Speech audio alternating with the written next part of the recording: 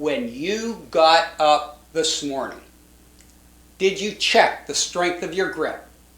Now, why in the world would anyone get up and check the strength of their grip? You'll find out. Right now, though, I want you to help me with an example. Put your arms up and lightly make a fist. And then I want you to squeeze it a little bit tighter. And now as firmly as you possibly can to the point where it hurts. And then open your hands and look at your palms. And what do you notice? They've gone pale. And that's because the tightness of that grip has restricted the flow of blood that brings the life-sustaining energy that the hands need to function. Has anyone ever told you, get a grip? I've heard that on more than a few occasions. Usually when my life seemed to be spiraling somewhat out of control, perhaps when I was feeling sorry for myself or lost my sense of purpose and direction. And it was said to me to motivate me to stand up, take charge, and face my difficulties head on. Now, most of us at one time or another have been kicked in the gut. And it is important to be resilient to the point where we can get back up after our failures and face those challenges head on and take control. But is it also possible that sometimes holding on too tight, having such the strength of a grip, can work against us? Many of you may recall the late Paul Harvey, a wonderful storyteller. And he used to tell a story in two parts. On the first part of the story, he'd give you the narrative of a certain situation. And then he'd come back and he'd say, now here's the rest of the story. And then moving into that second part, that story would completely flip the dynamic of the original narrative.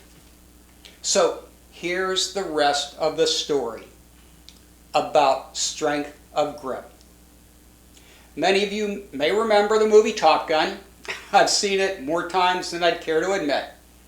And you recall an early scene where the lead pilot, Cougar, after a difficult encounter in the air, is standing in front of his commanding officer.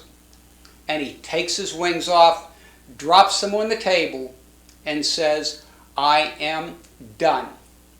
I'm holding on too tightly. I've lost the edge. Could holding on too tightly cause us to lose the edge?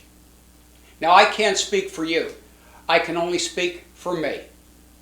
Some of the things I've held on too tightly to are my past failures, memories of when I didn't meet up. And that has often led to a sense of inadequacy and an inability to take decisive action in the present. It caused me to lose my edge. But when that happens, I've tried to remember a statement by one of my favorite authors, Dennis Waitley, who said, we're not held back so much by what we are as compared to what we think we're not. I've also held on too tightly to my personal biases. It's caused me to not even recognize my own personal blind spot. And we all have them. It's led to sometimes being too judgmental or unable to appreciate and respect the differences of others who don't live just like me. When that happens, I think of what Joan Didion said about deceiving ourselves when she mentioned that platitudes notwithstanding, self-deception is the most difficult of deceptions. And to also help open my mind, I think of what Einstein said when he mentioned that true learning can only begin when we forget everything we think we know. And then as a third example, I've held on too tightly to my past hurts, to those times when I feel someone has let me down.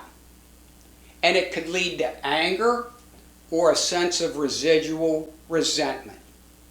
And I recall being told by a counselor one time that, do you ever think or recognize that resentment or harboring resentment is like drinking poison and hoping that the other person dies? So at least for me, there are no doubt times when I need to hold on tight and face my challenges. But there are certain things that I need to recognize and let go of to be able to be fully engaged in the present and free of those things that cause me to lose my edge. So each morning when I get up, I check my grip and I realize that I have a choice.